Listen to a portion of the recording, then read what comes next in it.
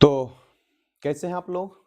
आज जो है जो ज्योग्राफी चल रहा था, भारत की स्थिति और विस्तार, उसका अगला जो लेक्चर है यानी जो क्लास चल रहा था क्वेश्चन आंसर का, उसको हम आगे बढ़ाते हैं।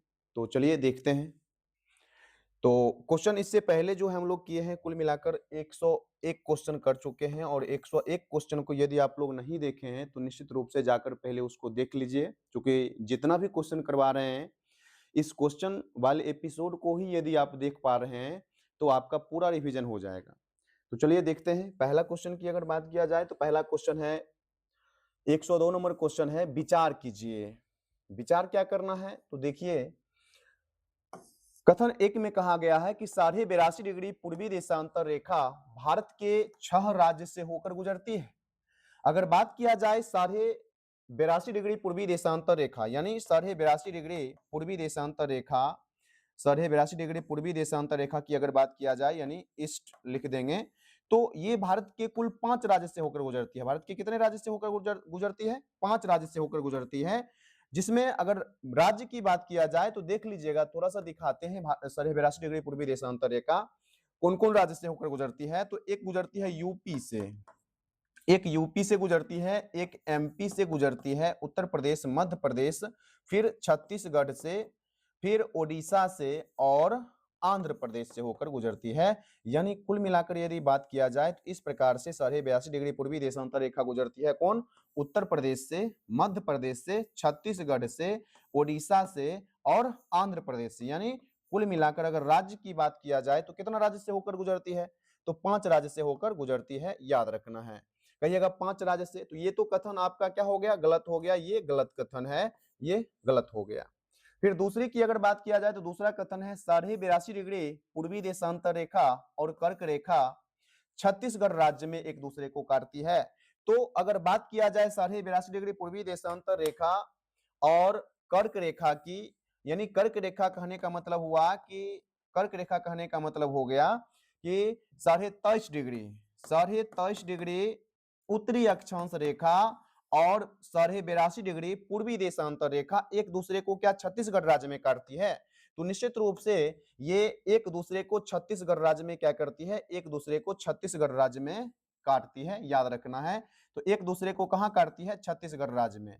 ठीक है, तो याद रखना है कि 82.5 डिग्री पूर्वी देशांतर रेखा और कर्क रेखा एक दूसरे को कहां काटती है? तो याद रखना है एक दूसरे को ये छत्तीसगढ़ राज्य में क्या करती है? छत्तीसगढ़ राज्य में काटती है। यानी ये हो जाएगा इधर और इस प्रकार से छत्तीसगढ़ राज्य में क्या करेगी? काटेगी, प्रतिच्छेद करेगी। तो कथन 2 तो निश्चित रूप से क्या है?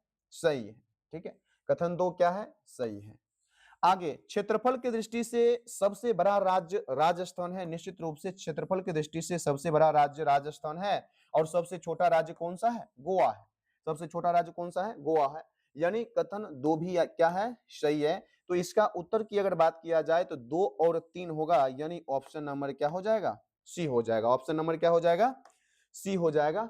आगे, भारत की प्रादेशिक जल सीमा की अगर बात किया जाए, जब भी आए प्रादेशिक जल सीमा तो आप लोगों को याद रखना है 12 समुद्री मील हो जाएगा। कितना हो जाएगा? 12 समुद्री मील हो जाएगा। ये बात आप लोगों को याद रखना। इसी से रिलेटेड कुछ और क्वेश्चन हैं जो देखिएगा आप लोग। यानी अगला क्वेश्चन है, भारत का संलग्न क्षेत्र का प्रादेशिक जल सीमा के आगे कितने समुद्री मील की दूरी तक है? इसका उत्तर हो जाएगा 12। यानी अगर बात किया जाए भारत की, तो ये समुद्र यानी प्रायद्वीपीय भारत है। इधर अगर बात किया जाए तो अरब सागर है। इधर क्या है? अरब सागर है। ये बात याद रखना है, इधर अरब सागर है। इधर क्या है? बंगाल की खाड़ी है। बंगाल की खाड़ी हो गया। और नीचे आइएगा तो आपको मिलेगा हिंद महासागर। क्या मिलेगा? इधर हिंद महासागर, इधर अरब सागर और इधर बंगाल की खाड़ी। तो याद रखना है इस क्षेत्र में अगर बात किया जाए 12 नॉटिकल मील तक, तो 12 नॉटिकल मील तक यानी 12 नॉटिकल मील तक की अगर बात किया जाए तो ये हो जाता है, क्या हो जाता है? प्रादेशिक जल सीमा। क्या हो जाता है? प्रादेशिक जल सीमा। जल सीमा हो जाता। पूर्ण रूप से इस क्षेत्र पर भारत का अधिकार होता है। किसका अधिकार होता है? भारत का अधिकार होता है। यदि आप आगे इससे 24 नॉटिकल मील और जाइएगा तो 24 नॉटिकल मील तक 24 नॉटिकल मील तक 24 नॉटिकल मील तक इस क्षेत्र पर भी भारत का अधिकार होता है। इस क्षेत्र में क्या करता है? सीमा शुल्क लगाएगा, यानी अगर कोई कानून का उल्लंघन होगा तो इस क्षेत्र पर भारत का अधिकार हो जाएगा। तो निश्चित रूप से ये क्वेश्चन का उत्तर क्या हो जाएगा? 24 मील हो जाएगा। यानी यह है संलग्न क्षेत्र। ये क्या है? संलग्न क्षेत्र। जब भी प्रादेशिक पूछेगा तो क्या बोलिएगा? 12, और संलग्न पूछेगा तो क्या बोलिएगा? 24। क्या बोलिएगा? 24 समुद्री मील बोलिएगा। ठीक है। अब अगला क्वेश्चन भी इसी से रिलेटेड होना चाहिए। देखिएगा, भारत का एकांतिक आर्थिक क्षेत्र, भारत का एकांतिक आर्थिक क्षेत्र पूछा जाए तो एकांतिक आर्थिक क्षेत्र पूछा जाए, संलग्न क्षेत्र के आगे कितने समुद्री मील की दूरी है? तो याद रखना ये हो जाएगा 200 मील, 200 समुद्री मील। तो इस जो है ये इस प्रकार का जो क्वेश्चन है, कुल मिलाकर 3 क्वेश्चन बनता है। यहां से प्रादेशिक पूछेगा तो 12 नॉटिकल मील हो जाएगा, प्रादेशिक पूछेगा तो 12 नॉटिकल मील हो जाएगा, संलग्न क्षेत्र पूछेगा तो 24 नॉटिकल मील हो जाएगा, और एकांतिक आर्थिक क्षेत्र पूछेगा तो कितना हो जाएगा? 200 नॉटिकल मील हो जाएगा। कितना हो जाएगा? तो यहां से अगर आगे बढ़िएगा तो 200 नॉटिकल मील तक की अगर दूरी की बात किया जाए तो इस पर किसका अधिकार होता है? भारत का अधिकार होता है। इस क्षेत्र में अगर कोई खनिज संसाधन आता है या मछली पकड़ने का अधिकार किसको होता है? भारत को होता है। ये क्या हो जाएगा? प्रादेशिक जल सीमा, ये संलग्न क्षेत्र हो जाएगा, और ये हो जाएगा एकांतिक क्षेत्र हो जाएगा। कोई दिक्कत है यहां तक में? कोई दिक्कत नहीं। आगे बढ़ते हैं। अब अगला क्वेश्चन की अगर बात किया जाए तो अगला क्वेश्चन क्या है? भारत में कितने राज्य समुद्र तट के साथ सीमा बनाता है? यानी कुल मिलाकर अगर बात किया जाए, पूछा जा रहा है कि कुल कितने ऐसे भारत के राज्य हैं जो समुद्री सीमा बनाती है। तो देख लीजिएगा, ये अपना प्यारा प्रायद्वीपीय भारत है, इधर अरब सागर है, इधर बंगाल की खाड़ी, इधर हिंद महासागर है।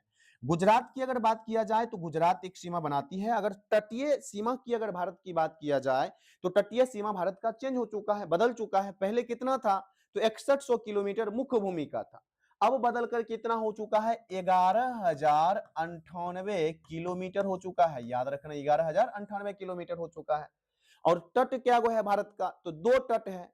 कितना तट है? 2 तट है। इसको कहा जाता है पूर्वी तट। इसको क्या कहा जाता है? पूर्वी तट कहा जाता है। इसको क्या कहा जाता है? पश्चिमी तट कहा जाता है। पश्चिमी, इसको कहा जाएगा पश्चिमी तट। क्या कहा जाएगा?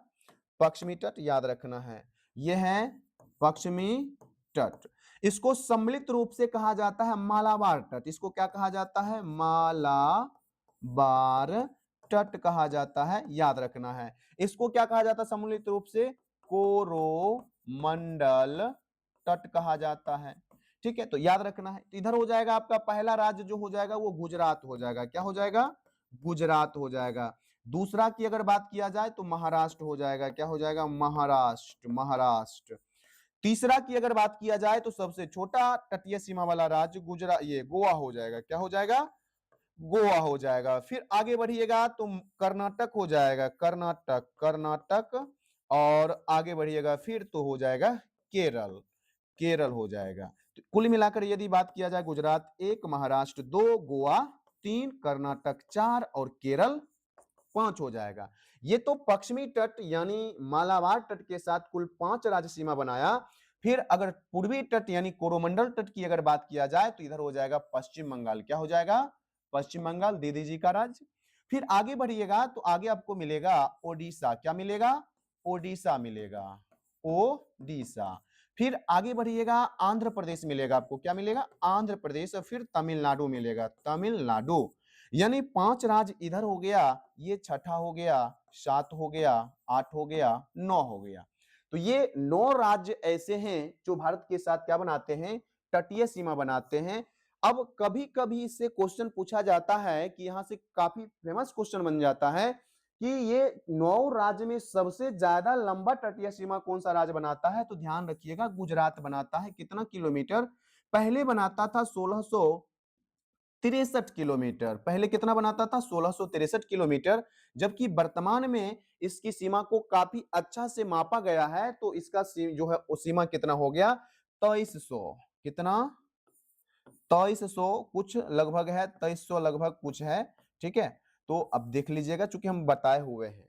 आगे की अगर बात किया जाए तो 2300 किलोमीटर लगभग है। ठीक है, अब आगे की अगर बात किया जाए तो अगला क्वेश्चन को थोड़ा सा हम लोग देख लेंगे। जब भारतीय मानक समय यमोत्तर पर अर्धरात्रि, देखिएगा ये काफी डिफिकल्ट क्वेश्चन होता है बनाने के लिए, लेकिन काफी इजी वे में आपको बताएंगे। क्या है क्वेश्चन, जब भारतीय मानक समय यमोत्तर पर अर्धरात्रि है, एक स्थान पर सुबह 6 बजता है, उस स्थान की अवस्थिति जिस यमोत्तर पे है वह यमोत्तर निकालना है।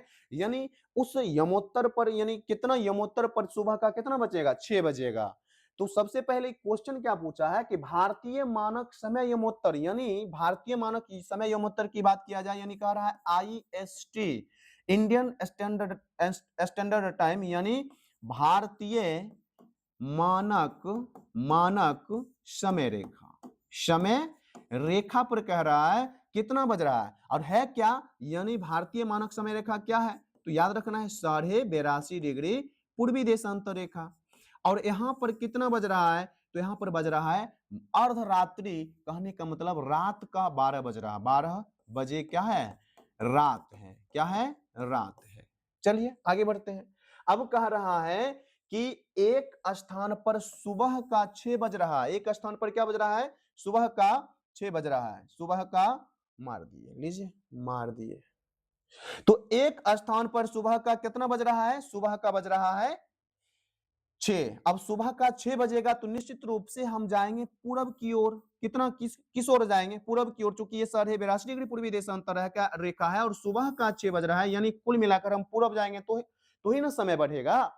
तो सुबह बज रहा है 6 बजे सुबह हो रहा है। अब आप देख पा रहे होंगे समय में, और यहाँ क्या बज रहा है, यहाँ बज रहा है 12 बजे रात, यहाँ रात है 12 बजे, और यहाँ सुबह है 6। अब दोनों में समय का कितना अंतर है बता दीजिए, तो समय का अंतर कहिएगा 6 घंटा है। कितना घंटा है, 6 घंटा है।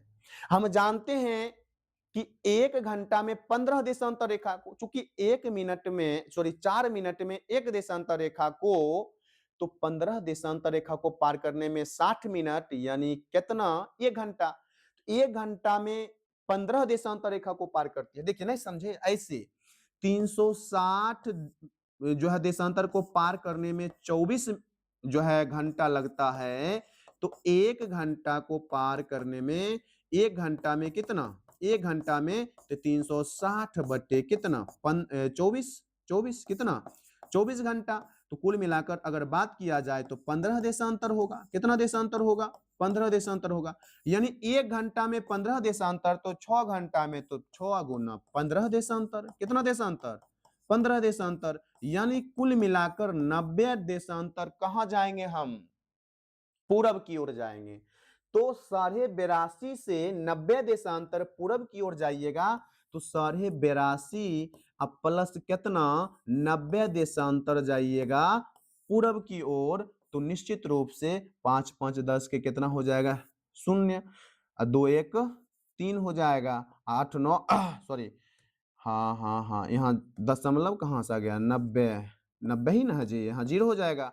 कितना हो जाएगा, 5 होगा कि नहीं होगा, और ये क्या हो जाएगा 2 और 8 9 17, यानी 172, 172 डिग्री पूर्वी देशांतर। कितना जाएंगे, साढ़े, यानी 172.5 साढ़े, यानी 172 डिग्री 30 मिनट क्या हो जाएगा इसका उत्तर, पूर्वी देशांतर क्या हो जाएगा, 100, यानी जो है 72 डिग्री 30 मिनट पूर्वी देशांतर हो जाएगा। तो निश्चित रूप से इस क्वेश्चन को आप समझ पा रहे होंगे। चलिए आगे बढ़ते हैं।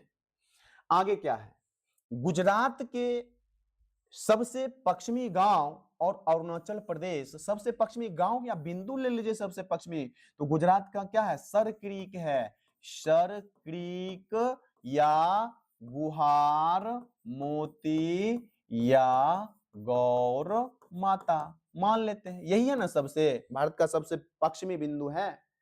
और पूर्वी बिंदु अरुणाचल प्रदेश के सबसे पूर्वी छोर की अगर बात किया जाए तो वालांगू ले लीजिए, वालांगू क्या लीजिएगा, वलांगू ले लीजिएगा, वलांगू। अब देख पा रहे होंगे कि ये वलांगू यानी हाँ दिया हुआ है, वलांगू के समय में कितने घंटा का अंतर है? तो बताए थे कि अरुणाचल प्रदेश के समय और भारत के अरुणाचल प्रदेश का समय और गुजरात के समय में क्या घंटा का अंतर है? 2 घंटा का अंतर है। कितने घंटे का अंतर है? 2 घंटे का अंतर है। चूंकि हम जानते हैं कि भारत का अगर देशांतरीय विस्तार की अगर बात किया जाए तो 68 डिग्री 7 मिनट पूर्वी देशांतर से कितना तक जाते हैं? 97 डिग्री 25 मिनट पूर्वी देशांतर। और इस बीच में कुल मिलाकर अगर देशांतर खींचा जाए तो इसी बीच में अपना प्यारा भारत है, तो क्या देशांतर खींचिएगा तो लगभग 29 दशमलव कुछ आता है, तो उसको माना जाता है 30 देशांतर, 30 देशांतर। और हम जान पा रहे हैं कि एक देशांतर को पार करने में 4 मिनट का समय लगता है, तो 30 देशांतर को पार करने में 4 से गुना कर दीजिएगा तो कितना? 30 चौक 120 मिनट लगेगा, यानी क्या घंटा लगेगा? 2 घंटा लगेगा। कितना घंटा लगेगा? 2 घंटा। तो कितना घंटा का अंतर है? 2 घंटा का अंतर है। चलिए आगे बढ़ते हैं। आगे है, यदि भारतीय मानक समय यमोत्तर पर मध्याह्न है तो 120 डिग्री पूर्वी देशांतर रेखा का स्थानीय समय क्या होगा? अब देख पा रहे हो फिर बोल रहा है कि भारतीय मानक समय यमोत्तर यानी कह रहा है 82.5 डिग्री पूर्वी देशांतर पर, 82.5 डिग्री पूर्वी देशांतर पर दिन का कितना बज रहा है? 12 बजे क्या है? दिन है। तो कह रहा है 120 कितना? 120 डिग्री पूर्वी देशांतर पर स्थानीय मान क्या होगा? स्थानीय मान क्या होगा? तो 120 यानी अब कहां जाएंगे? तो 120 डिग्री पूर्वी देशांतर उधर जाएंगे, तो कह रहा है कुछ क्या करेंगे इसमें? 120 डिग्री या माइनस क्या कर देंगे? साढ़े साढ़े कितना? 82.5 डिग्री पूर्वी देशांतर। क्या कर देंगे? 82.5 डिग्री पूर्वी देशांतर। यदि इसको घटाइएगा तो घटा दीजिए, 120 डिग्री में कितना? 82.5 डिग्री घटाइए, क्या हो जाएगा? 5 हो जाएगा, ये 9 7 हो जाएगा, ये 11 3 हो जाएगा, 37.5। यानी 37.5 डिग्री देशांतर हमको उधर जाना पड़ेगा, तो इसको कितना से गुना करेंगे? चूंकि एक देशांतर को पार करने में 4 मिनट, तो इसको 4 से गुना करेंगे। अगर हम इसको 4 से गुना करते हैं तो 520 को शून्य हो जाएगा, फिर 7 चौक 28 2 30 को शून्य हो जाएगा, बाकी 3 हो जाएगा, और 4 तिया 12 3 कितना हो जाएगा? 15 15। यानी कुल मिलाकर इतना मिनट हो जाएगा। क्या हो जाएगा? 150 मिनट हो जाएगा। तो 1 घंटा हम बोल सकते हैं, 2 घंटा यानी कहने का मतलब हो गया कि 120 मिनट, और फिर उधर 30 मिनट बचा, यानी क्या मिनट, सॉरी क्या घंटा? 2.5 घंटा, यानी कुल मिलाकर अगर बात किया जाए तो 2.5 घंटा, 2 घंटा 30 मिनट। होगा कि नहीं होगा? होगा। तो कितना में जोड़ना है आपको? 12 बजे में इतना जोड़ दीजिए ना, तो 12 बजे में इतना 2 घंटा 30 मिनट जोड़िए, तो कुल मिलाकर 12 दो 14 30 घंटा होगा। उत्तर क्या हो जाएगा? 14 30 घंटा। देखिए है, तो निश्चित रूप से ऑप्शन नंबर क्या हो जाएगा? बी हो जाएगा। ऑप्शन नंबर कितना हो जाएगा? बी। ये सब क्वेश्चन यदि एग्जाम में पूछ दिया जाता है तो माथा नहीं काम करता है, तो इसको ध्यान से अच्छा से आप लोग एक बार 2 बार जितना में हो सके पहले वीडियो को देखिए, फिर खुद से बनाने का प्रयास करिए। ठीक है, आगे। भारतीय मानक समय की देशांतर रेखा 82.5 डिग्री किस नगर से होकर गुजरती है? पूछ रहा नगर। हम तो जान रहे हैं कि ये कुल 5 राज्य से होकर गुजरती है, उत्तर प्रदेश, मध्य प्रदेश, छत्तीसगढ़, उड़ीसा, आंध्र प्रदेश। लेकिन नगर में ये ऑप्शन ही नहीं दिया हुआ है। तो ऑप्शन नहीं दिया हुआ, तो एक बात आप लोगों को बताए होंगे कि यानी जो उत्तर प्रदेश के इलाहाबाद यानी प्रयागराज, यानी प्रयागराज में एक जगह है जिसका नाम है नैनी। जिसका नाम क्या है? नैनी। तो नैनी से होकर गुजरती है, और यहीं से पूरे भारत के समय का क्या होता है? निर्धारण। पूरे भारत के समय का क्या होता है? निर्धारण होता है। क्या होता है? निर्धारण होता है। तो आंसर क्या हो जाएगा? दिल्ली वाला डी हो जाएगा। आगे बढ़ते हैं। ठीक है, आगे देखिएगा, निम्नलिखित देशांतर में से कौन सा भारत का प्रमाणिक मध्याह्न रेखा है? कई बार बताए हैं 82.5 डिग्री पूर्वी देशांतर रेखा हो जाएगा। आगे बढ़िए, भारतीय मानक समय रेखा यानी इंडियन स्टैंडर्ड टाइम आईएसटी निम्नलिखित स्थानों में से किससे समीप से लिया गया है? तो निश्चित रूप से अभी इसमें आपको दिख रहा होगा, झलक रहा होगा, तुरंत हम लोग किए हैं क्वेश्चन। देखिए क्वेश्चन के लैंग्वेज को कैसे चेंज कर रहा है, तो हम सब क्वेश्चन को डाल दिए हैं। ठीक है, आपका काम क्या है, तो सिर्फ देखना है, देखकर अगर लिखना चाहते हैं तो लिख लीजिए। अगर नोट्स आपको चाहिए तो इस नंबर पर आप व्हाट्सएप करिए, और इस नंबर पर व्हाट्सएप करिए। ठीक है, कहां से आप हैं ये लिखिए, फिर आपको व्हाट्सएप पे हम नोट्स भेज देंगे। ठीक है, आगे आगे की अगर बात किया जाए तो इसका उत्तर क्या हो जाएगा, ए हो जाएगा। चलिए आगे, यदि अरुणाचल प्रदेश के तीरप में सूर्योदय 5 बजे होता है, यानी कह रहा है भारत के सबसे पूर्वी राज्य में सूर्योदय कितना बजे होता है, यानी मान लेते हैं कि ये अपना प्यारा देश का मान लेते हैं कि इस प्रकार से इधर तीरप है, क्या है, तीरप। कहाँ है ये, अरुणाचल प्रदेश में। कहाँ है, अरुणाचल प्रदेश में। सुबह कितना बज रहा है, सुबह सुबह 5 बज रहा है। सुबह कितना बज रहा है, 5 बज रहा है, प्रातः होता है। तो गुजरात के कांडला में, कांडला एक बंदरगाह है गुजरात में, कहा, गुजरात, गुजरात के कांडला में, कहा, कांडला, याद रखिएगा 13 बड़े बंदरगाह में एक फेमस बंदरगाह कांडला है। ऐसे गुजरात में लगभग 40 बंदरगाह है छोटे छोटे, उसमें सबसे बड़ा कांडला है, याद रखिएगा। अब कांडला में कितना बजेगा, कितना बजे सूर्योदय होगा, तो हम जानते हैं कि अरुणाचल प्रदेश का समय गुजरात के समय से 2 घंटा आगे है, यानी ये 2 घंटा पीछे होगा। तो यहाँ 5 बजे सूर्योदय होगा तो 2 घंटा पीछे चल जाएगा, तो यहाँ क्या बजे सूर्योदय होगा, 7 बजे। कितना बजे होगा, 7 बजे होगा। तो उत्तर क्या हो जाएगा, लगभग 7 बजे प्रातः सुबह। आगे, भारत के पूर्वी और पश्चिमी देशांतर में लगभग कितने देशांतर रेखा का अंतर है, तो याद रखना है, ये अगर भारत है तो इधर 97 डिग्री 2-5 मिनट पूर्वी देशांतर, इधर 68 डिग्री 7 मिनट पूर्वी देशांतर में अगर अंतर निकालिएगा तो 29 दशमलव कुछ आएगा। हम लोग उसको कितना मानते हैं, 30, तो उत्तर हो जाएगा आपका 30। यहां तक में कोई दिक्कत? चलिए आगे बढ़ते रहिए। आगे, समुद्र तट के साथ सबसे दूसरी लंबी सीमा कौन सी राज्य बनाती है, सबसे दूसरी सबसे लंबी सीमा कौन सी राज्य बनाती है? ध्यान रखना है, ये सब डाटा अब चेंज हो चुका है, पुराना वाला भी याद रखना है, नया वाला भी याद रखिएगा।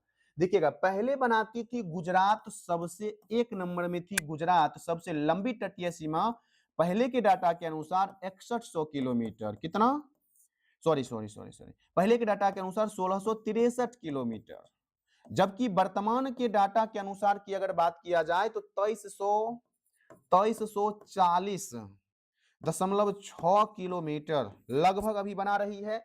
आंध्र प्रदेश की अगर बात किया जाए तो दूसरा सबसे लंबा सीमा पहले बनाती, लंबी सीमा बनाती थी पहले, कितना, तो 1100 किलोमीटर, लेकिन ये अब पिछड़कर कितना नंबर पर चल गई है, 3 नंबर पर चल गई है। याद रखना है, ये 1053 किलोमीटर सीमा बनाती है लगभग। तो कहिएगा सर 2 नंबर वाला बता दीजिए, तो 2 नंबर पर अब न्यू राज्य हो चुका है जिसका नाम है तमिलनाडु। तमिलनाडु, और तमिलनाडु के तटीय सीमा की अगर बात किया जाए तो 1068 किलोमीटर है। तो पहला सबसे लंबा तटीय सीमा गुजरात था, दूसरा अभी भी है गुजरात, दूसरा अब न्यू में कौन हो चुके हैं, कौन कौन हो चुका है, तमिलनाडु, 1068 किलोमीटर। तो इसमें तो ऑप्शन नहीं है। अब ऑप्शन नहीं है तो ऑप्शन में क्या करिएगा, बदलाव करिएगा, ये तो पावर नहीं देता एग्जाम। तो आप क्या मारिएगा, आंध्र प्रदेश। दूसरा पूछ रहा है आंध्र प्रदेश, मार दीजिए, लेकिन याद रखना है अब क्या होगा, अगर ऑप्शन में तमिलनाडु होता तो तमिलनाडु मारते। कोई दिक्कत, कोई दिक्कत नहीं। आगे बढ़िए, पदुचेरी का माहे जिला भारत के किस तट पर स्थित है? याद रखना है माहे जिला। अब थोड़ा सा पदुचेरी के बारे में जानिए कि पदुचेरी जो है एक ऐसा केंद्र शासित प्रदेश है जिसका विस्तार 3 राज्य में है। कितने राज्य में है, 3 राज्य में है। कहिएगा कौन कौन है सर, तो केरल है, कौन है, केरल है। कहिएगा दूसरा कौन सा है सर, तो तमिलनाडु है, तमिलनाडु है। उसके पश्चात कहिएगा तीसरा कौन है सर, तो आंध्र प्रदेश है, आंध्र प्रदेश, आंध्र प्रदेश है, याद रखना है। कौन प्रदेश? आंध्र प्रदेश। तो केरल में अगर बात किया जाए तो माहे जिला कहां है? तो याद रखना केरल में है। अब फिर देखिए क्वेश्चन कितना डीप में गया है। तो यह है माहे। फिर क्वेश्चन पूछ रहा है इसमें क्या माहे है? नहीं है। अगर रट्टा मार के जाइएगा तो फंस जाइएगा। अब जमाना तो रहा नहीं रट्टा मारने का कॉन्सेप्ट। तो माहे। अब कह रहा है यहां देखिए क्या दिया है, मालाबार तट, कोरोमंडल तट, उत्तरी सरकार तट, कोंकण तट। तो ये नहीं होगा। बताए हैं आप लोगों को कि इस तट को, पश्चिमी तट को सम्मिलित रूप से मालाबार तट कहते हैं। और मालाबार तट की मुख्य रूप से कहां तक? तो मंगलुरु से कन्याकुमारी तक। कर्नाटक के मंगलुरु से, कहां से? मंगलुरु से, ठीक है, कहां तक? कन्याकुमारी तक। कन्याकुमारी तक के जो तट है उसी को कहा जाता है मालाबार तट। क्या कहा जाता है? मालाबार तट कहा जाता है। तो कौन क्या हो जाएगा इसका उत्तर? मालाबार तट हो जाएगा। क्या हो जाएगा? मालाबार तट हो जाएगा। आंध्र प्रदेश में कहिएगा इसका कौन सा हिस्सा है? यनम है, यनम। और तमिलनाडु, और तमिलनाडु में दो जिला है, एक है कराईकल, एक क्या है? कराईकल, दूसरा क्या है? पदुचेरी। तो याद रखना है माहे, यनम, कराईकल, पदुचेरी, 3 राज्य में इसका क्या है? विस्तार है। आगे बढ़ते हैं। निम्नलिखित में से कौन से केंद्र शासित प्रदेश, राज्य जिसका विस्तार भारत के अलग अलग तट पर है? तो अभी तुरंत बताए हैं कौन सा था। तो याद रखना है पदुचेरी था। क्या था? पुदुचेरी। पहले इन्हें इसे क्या कहा जाता था? पांडिचेरी कहा जाता था। पांडिचेरी याद रखना है। आगे, श्रीलंका भारत से सबसे निकटतम समुद्री पड़ोसी देश है, जबकि दूसरा निम्नलिखित में से कौन सा है? तो थोड़ा सा देख लेंगे हम लोग। ये आपका क्या है? प्यारा प्यारा प्रायद्वीपीय भारत। इधर है रावण का घर, ठीक है, थोड़ा सा बड़ा बना दीजिए। रावण का घर है, ठीक है, यहां बना दीजिए। प्रकांड पंडित थे रावण, ठीक है। आंसू आकार का थोड़ा सा अच्छा बनाइए, हाँ, ठीक है। अब आगे इधर आइएगा तो आपको मिलेगा, क्या मिलेगा? अंडमान निकोबार। और अंडमान निकोबार को अगर डिटेल से अगर देखना चाहते हैं तो देख लीजिएगा। इधर उत्तरी यानी जो है अंडमान निकोबार का सबसे उत्तरी द्वीप लैंडफॉल, उत्तरी अंडमान, मध्य अंडमान, दक्षिणी अंडमान, कार निकोबार, ठीक है। अब तो हमको ऊपर करना पड़ेगा, इसको थोड़ा सा ऊपर करिएगा। फिर आइएगा इधर तो कार निकोबार के पश्चात हो जाएगा कार ये लिटिल अंडमान, फिर कार निकोबार, फिर लिटिल निकोबार, फिर ग्रेट निकोबार। क्या है? ग्रेट निकोबार। क्या मिलेगा? ग्रेट निकोबार। और ग्रेट निकोबार की अगर बात किया जाए तो ग्रेट निकोबार के साथ ही इंडोनेशिया का एक है प्रांत जिसका नाम है सुमात्रा। क्या है? सुमात्रा। तो याद रखना है कि सबसे पहले यानी सबसे अगर बात किया जाए निकटतम समुद्री पड़ोसी देश तो है श्रीलंका, दूसरा इंडोनेशिया है, और इंडोनेशिया का सुमात्रा। तो इसमें है क्या? इंडोनेशिया। तो निश्चित रूप से ऑप्शन नंबर ए आपका जाएगा। आगे देखिएगा, निम्नलिखित में से कौन सा स्थल स्थल रूढ़ रूढ़ ढ राज्य है जो अंतरराष्ट्रीय सीमा नहीं बनाती है? अब स्थल रूढ़ राज्य कहेंगे वैसे राज्य जो अंतरराष्ट्रीय सीमा भी नहीं बनाती है। तो कहने का मतलब ये हो गया, थोड़ा सा इसको हम मैप पर देखेंगे। मैप पर देखिएगा, कह रहा स्थल रूढ़ राज्य बताइए जो अंतरराष्ट्रीय सीमा नहीं बनाता है। ये बगल वाला कोई भी राज्य होगा, सब अंतरराष्ट्रीय सीमा बना रहा है, सब देख लीजिएगा। टोटल का टोटल बगल वाला जितना भी है सब अंतरराष्ट्रीय सीमा बना रहा है। तो निश्चित रूप से नहीं होगा, होगा कभी नहीं होगा। अब कह रहा स्थल रूढ़ यानी उसके चारों ओर जल भी नहीं होना चाहिए। तो क्या इसके चारों ओर जल है? नहीं, ये है कि नहीं है जी? है, बिल्कुल है। तो ये तो बगल वाला कोई भी नहीं होगा। ये खत्म, ये खत्म, सब खत्म, सब खत्म, ये सब होगा? कोनो नहीं होगा, कोई भी नहीं होगा। ये भी नहीं होगा, ये भी नहीं होगा, ये भी नहीं होगा, ये भी नहीं होगा। देख लीजिए बचा कौन? ये भी नहीं होगा। तो बचा एक कौन? ये क्या है? हरियाणा है। ये क्या है? मध्य प्रदेश है। क्या है? मध्य प्रदेश। तो याद रखना है हरियाणा हो जाएगा, मध्य प्रदेश हो जाएगा, छत्तीसगढ़ हो जाएगा, तेलंगाना होगा और इधर एक झारखंड हो जाएगा। तो आप देख पा रहे होंगे, एक हो गया हरियाणा, दो हो गया मध्य प्रदेश, तीन हो गया छत्तीस ये झारखंड, चार हो गया छत्तीसगढ़, पांच हो गया तेलंगाना। तो मात्र 5 राज्य ही ऐसे हैं जो स्थलीय सीमा बनाते हैं, स्थलरूढ़ राज्य हैं और किसी भी देश के साथ सीमा नहीं बनाते हैं, यानी अंतरराष्ट्रीय सीमा नहीं बनाते हैं। तो बताइए अब कुल कितना हो जाएगा? 5 कितना हो जाएगा? 5 हो जाएगा। थोड़ा सा हम लोग देख लेते हैं। 5 ठीक है। तो अब बताइए कौन कौन था? तेलंगाना तो था, हिमाचल प्रदेश होगा? हिमाचल प्रदेश तो बिल्कुल भी नहीं होगा, ये चीन के साथ सीमा बनाता है, चीन के साथ सीमा बनाता है, नहीं होगा। हरियाणा हो जाएगा और तेलंगाना, यानी ए एंड क्या होगा? सी हो जाएगा। उत्तर क्या हो जाएगा आपका? ए और सी हो जाएगा। आगे बढ़िए, विचार कीजिए। चलिए विचार करते हैं। कोको द्वीप पर म्यांमार का अधिकार है। कोको द्वीप पर क्या म्यांमार का अधिकार है? बिल्कुल कोको द्वीप पर म्यांमार का अधिकार है, ये कथन सही है। ये कथन क्या है? सही है। ठीक है। कोको चैनल द्वारा ये अलग होता है अंडमान से। कौन? कोको द्वीप। आगे, भारत में स्थलरूढ़ राज्य की कुल संख्या 20 है। स्थलरूढ़ राज्य की कुल संख्या 20 है जी। अभी कितना बताए? 5 बताए हैं स्थलरूढ़ राज्य। ऐसे अगर बात किया जाए स्थलरूढ़ राज्य की, तो ये अंतरराष्ट्रीय सीमा नहीं बनाने वाले हैं, लेकिन स्थलरूढ़ राज्य की संख्या 20 नहीं है, ये क्या हो जाएगा? गलत हो जाएगा। जनसंख्या के दृष्टिकोण से सबसे छोटा राज्य गोवा है? बिल्कुल भी नहीं। जनसंख्या के दृष्टिकोण से सबसे छोटा राज्य सिक्किम है। क्या है? सिक्किम। याद रखना है, 6,10,000 लगभग जनसंख्या है इसकी 2011 के जनगणना के अनुसार। ये क्षेत्रफल के दृष्टिकोण से सबसे छोटा है। क्षेत्रफल के दृष्टिकोण से क्या है? सबसे छोटा है। सबसे छोटा तटीय सीमा वाला राज्य है। सबसे छोटा तटीय सीमा वाला राज्य है, याद रखना है। गाना सुने होंगे, यहाँ पर एक बीच है, फेमस है, उस पर गाना भी निकला गोवा वाला। हाँ, बीच पे। भारत के साथ साथ सबसे छोटी स्थलीय सीमा, भारत के साथ सबसे छोटी स्थलीय सीमा अफगानिस्तान बनाती है। बिल्कुल बनाती है, 106 किलोमीटर बनाती है। कहिएगा किसके साथ बनाती है? तो जी लद्दाख के साथ बनाती है। कहिएगा लद्दाख में किसके साथ बनाती है? तो कहिएगा पीओके के साथ बनाती है। पीओके क्या है? पाक ऑक्युपाइड कश्मीर है, जिस पर अभी किसका अधिकार है? जम्मू कश्मीर का अधिकार है।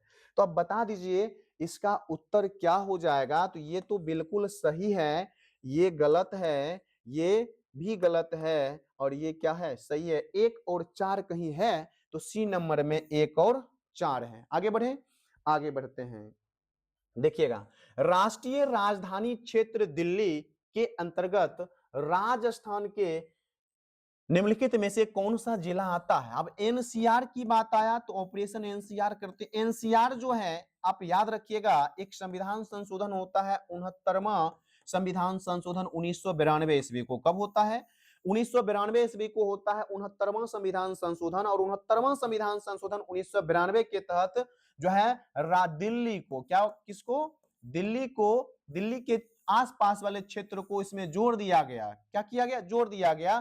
कुल मिलाकर इसमें 24 गो जिला जोड़ा गया। कितना जिला जोड़ दिया गया? 24 जिला। इसको कहा गया राष्ट्रीय राजधानी क्षेत्र दिल्ली। क्या कहा गया? राष्ट्रीय राजधानी, राजधानी क्षेत्र दिल्ली। राष्ट्रीय राजधानी क्षेत्र क्या कहा गया? दिल्ली कहा गया। अब होता क्या है कि इसमें कहा जाता है, क्वेश्चन रहता है, राजस्थान का 2 है। कहां का? राजस्थान का इसमें 2 जिला है। हरियाणा की अगर बात किया जाए तो हरियाणा का कुल मिलाकर 14 जिला है। 14 दू 16। अब बचा क्या? उत्तर प्रदेश। उत्तर प्रदेश, और उत्तर प्रदेश की अगर बात किया जाए तो उत्तर प्रदेश का इसमें 8 जिला होगा। तो कुल मिलाकर सबको जोड़िएगा तो कुल कितना हो जाएगा? तो 24 जिला होगा। कितना? 14 8 22 2 24 जिला। तो इसमें कुल मिलाकर कितना जिला? 24, जिसमें 2 जो है वो कम है, इसलिए दोनों को याद रखना। एक भरतपुर है, एक क्या है? भरतपुर, और दूसरा क्या है? अलवर। अलवर। इसीलिए दोनों देखिए पूछ दिया कि भरतपुर और अलवर, यानी उत्तर क्या हो जाएगा आपका? सी हो जाएगा, सी। आगे बढ़े। क्या समझ में आ रहा है? अच्छा लग रहा है? अगर लग रहा है, आपको लगता है चैनल सब्सक्राइब करना चाहिए तो कर दीजिए, अन्यथा कोई दिक्कत नहीं है। आगे बढ़ते हैं। निम्नलिखित कथनों पर विचार कीजिए और बताइए कि कौन से सही हैं। बिहार का क्षेत्रफल 94,163 वर्ग किलोमीटर है, बिल्कुल है। ये आपका क्या है? सही है। 6 डिग्री चैनल ग्रेट निकोबार को सुमात्रा से अलग करता है, ये भी सही है। ऐसे 6 डिग्री 4 मिनट भी रहता तो आप सही मारते, ठीक है। नेपाल के साथ भारत के कुल 5 राज्य सीमा बनाते हैं। अब थोड़ा-सा हम लोग देखेंगे, सबको देखेंगे मैप पर। भारत के कुल 9 राज्य हैं जो समुद्र तट के साथ, ये तो हम तुरंत बताए हैं, ये भी सही है, ये भी सही है, ये भी सही है। अब नेपाल के साथ क्या 5 राज्य सीमा बनाता है? थोड़ा-सा आप लोग को दिखा देते हैं, ठीक है। क्या करते हैं? दिखा देते हैं नेपाल। चलिए हम आप नेपाल घूमेंगे। नेपाल, चलिए आ जाते हैं नेपाल पर। ये है नेपाल, ठीक है। ये है क्या? नेपाल। तो एक हो जाएगा आपका उत्तराखंड हो जाएगा, 2 हो जाएगा उत्तर प्रदेश। जो उत्तर प्रदेश है वो नेपाल के साथ सबसे लंबी सीमा साझा करती है। तो 2 3 हो जाएगा आपका क्या? तो 3 हो जाएगा आपका अपना प्यारा बिहार। 4 हो जाएगा पश्चिम बंगाल, यहाँ छोटा-सा। और 5 हो जाएगा कौन? सिक्किम। 5 क्या हो जाएगा? सिक्किम हो जाएगा। तो याद रखना है कि 5 राज्य सीमा बनाती है क्या? तो निश्चित रूप से 5 राज्य सीमा बनाती है। 5 राज्य क्या करती है? सीमा बनाती है, देखिएगा। तो ये तो आपका 5 राज्य सीमा बनाती है, ये भी सही हो गया। तो बताइए क्या हो जाएगा? 1 2 3 4 है। 1 2 3 3 3 1 2 3 1 2 4 1 3 4। तो नेपाल भारत के कुल 5 राज्य के साथ सीमा बनाती है, बनाती तो है जी। उत्तराखंड के साथ बना रही है, उत्तराखंड के साथ बना रही है, यूपी के साथ बना रही है, बिहार के साथ बना रही है, पश्चिम बंगाल के साथ बना रही है, और सिक्किम के साथ बना रही है। सिक्किम के साथ बना रही है। तो निश्चित रूप से इसमें ऑप्शन ही नहीं है। क्या ऑप्शन है? तो नहीं है, ठीक है। तो क्या करिएगा? तो ऑप्शन एगो ई बना लीजिए, ई बना लीजिए। इसमें ऑल सही कर लीजिए। क्या हो जाएगा इसका? ऑल हो जाएगा। क्या हो जाएगा? ऑल। 6 डिग्री 4, 1 3 4 भी कहीं है? 1 3 4, अच्छा 1 3 4 है। देखिए, अगर हम इसको माने तो ये गलत भी हो सकता है, क्योंकि 6 डिग्री 4 मिनट ग्रेट निकोबार को सुमात्रा से अलग करता है। 6 डिग्री 4 मिनट, हालांकि माना जाता है 6 डिग्री चैनल। तो ये सही है। चलिए ई नंबर में ऑल मारिए, सही ही होगा, ठीक है। आगे बढ़ते हैं। आगे, कोची का जुड़वा नगर है। देखिए ये सब क्वेश्चन जो है, अब अगर बात किया जाए तो पूछा नहीं जाता है, काफी हल्का क्वेश्चन है ये। एर्नाकुलम हो जाएगा। क्या हो जाएगा? एर्नाकुलम हो जाएगा। आगे देखिएगा, जम्मू कश्मीर राज्य का वह हिस्सा जिस पर चीन का अधिकार है क्या कहलाता? ऑक्साई चीन कहीं है? ऑक्साई चीन। तो थोड़ा सा ध्यान दीजिएगा आप लोग। इधर देखिए, जम्मू कश्मीर की अगर एरिया की बात किया जाए तो इधर आ जाइए, लद्दाख। इधर आ जाइएगा तो इधर आपको मिलेगा ये जम्मू कश्मीर, इधर आ जाइएगा लद्दाख मिल जाएगा। ये है जम्मू एंड कश्मीर, जम्मू एंड कश्मीर। इधर क्या हो जाएगा? लद्दाख। ये वाला हिस्सा जो आपको दिख रहा होगा ये है ऑक्साई चीन। ऑक्साई, ऑक्साई चीन है। ये वाला जो हिस्सा आपको दिख रहा होगा, ये वाला हिस्सा, ये है पीओके। क्या है ये? पीओके, ठीक है। पीओके, पाक ऑक्युपाइड कश्मीर। तो ऑक्साई चीन पर किसका अधिकार है? तो इधर चीन का इस पर अधिकार है। किसका? चीन का। और पीओके पर किसका अधिकार है? तो पाकिस्तान का अधिकार है। किसका? पाकिस्तान का। तो कुल मिलाकर अगर बात किया जाए, आज मार्कर कुछ हो गया है, दो रकम उगा जा रहा है, तो पाकिस्तान, ठीक है। तो याद रखना है कि ऑक्साई चीन पूछा है तो क्या हो जाएगा? चीन हो जाएगा, यानी चीन का। हाँ, ठीक है। आगे बढ़िए। आगे, भारत का एकमात्र शीत मरुस्थल कौन सा है? लद्दाख है, जहां सिर्फ बर्फ ही बर्फ पाया जाता है। याद रखना, इसे शीत मरुस्थल की भी संज्ञा दी जाती है। भारत का क्षेत्रफल, तो बउआ वाला क्वेश्चन है, 32 87 263, 32 87 263। आगे बढ़िए। आगे, भारतीय उपमहाद्वीप मूलतः एक विशाल भूखंड का भाग था, गोंडवाना लैंड। ये सब पहला क्लास में भी हम लोग किए हुए हैं। आगे बढ़िए। लक्षद्वीप समूह के द्वीपों की उत्पत्ति निम्नलिखित में से किस प्रकार हुई? ज्वालामुखी से, मृदा निक्षेपण से, प्रवाल भित्ति से? तो निश्चित रूप से हुआ प्रवाल भित्ति से। अब कहिएगा प्रवाल भित्ति सर क्या होता है? तो याद रखना है प्रवाल एक समुद्री जीव है, समुद्री जीव है जो एक के ऊपर एक इस प्रकार से चिपका हुआ रहता है। इसका शरीर जो होता है वो कैल्शियम कार्बोनेट का बना होता है। कैल्शियम कार्बोनेट का इसका क्या होता है? शरीर होता है, इस प्रकार से चिपका हुआ होता है। ये एक ऐसा जीव होता है जो ना तो स्वच्छ जल में होगा, खूब स्वच्छ रहेगा उसमें भी नहीं होगा, खूब गंदा जल रहेगा उसमें भी नहीं होगा, अत्यधिक इसको टेम्परेचर भी नहीं चाहिए, अत्यधिक कम टेम्परेचर भी नहीं चाहिए, यानी इसको यदि अनुकूल वातावरण नहीं मिलेगा तो ये क्या हो जाता है? मर जाता है। इसका शरीर कैल्शियम कार्बोनेट CaCO3 का बना होता है। यानी जब ये मरता है तो एक के ऊपर एक इस प्रकार से जम जाता है कि ये एक प्रकार का काफी कठोर चट्टान का रूप ले लेता है। याद रखना है। और जब काफी ऊपर हो जाता है जल से तो इसी से हो जाता है किसका निर्माण? द्वीप का। और इस प्रकार से याद रखना है किसका निर्माण हुआ? लक्षद्वीप का निर्माण हुआ। इसी से निकलता है, यानी जो है इसी से निकलता है मूंगा पत्थर। कौन सा? मूंगा। मूंगा पत्थर जो बाबा लोग आते होंगे, कहते होंगे मंगल ग्रह पकड़ लिया, शनि ग्रह पकड़ लिया, काल मंडरा रहा है, अंगूठी ले लीजिए, और ले लेते हैं। ये कुछ होता नहीं है। ये कहां से निकलता है? प्रवाल जीव से निकलता है। तो याद रखना है लक्षद्वीप इसी से बना है। और ध्यान रखिएगा कौन प्रवाल से बना है? कभी कभी ये पूछा जाता है एटॉल प्रवाल से। एटॉल प्रवाल भित्ति से बना हुआ है कौन? अपना लक्षद्वीप। याद रखना है। कभी कभी लक्षद्वीप की आकृति पूछा जाता है, ध्यान रखिएगा लक्षद्वीप की आकृति घोड़े के नाल के समान, घोड़े के नाल के समान है। ये बात भी आप लोगों को लक्षद्वीप के बारे में याद रखना है। कुल मिलाकर अगर बात किया जाए तो भारत में 615 द्वीप है। 615 द्वीप में से 572 द्वीप किसके पास? अंडमान निकोबार द्वीप समूह के पास। और 43 द्वीप की अगर बात किया जाए तो अपना लक्षद्वीप के पास है। ठीक है, याद रखना है। लक्षद्वीप में एकमात्र हवाई अड्डा है जिसका नाम है आगाती। क्या नाम है? आगाती। आगाती हवाई अड्डा। ये बात भी आप लोगों को याद रखना है। याद रहेगा? याद रखना पड़ेगा, नौकरी करना है तो। आगे भारतीय क्षेत्र में स्थित दो ज्वालामुखी की अगर बात किया जाए तो भारतीय क्षेत्र में स्थित दो ज्वालामुखी कावरती, न्यूमुर नहीं, दक्कन बैराज नहीं, बैरन और नारकुंडम है।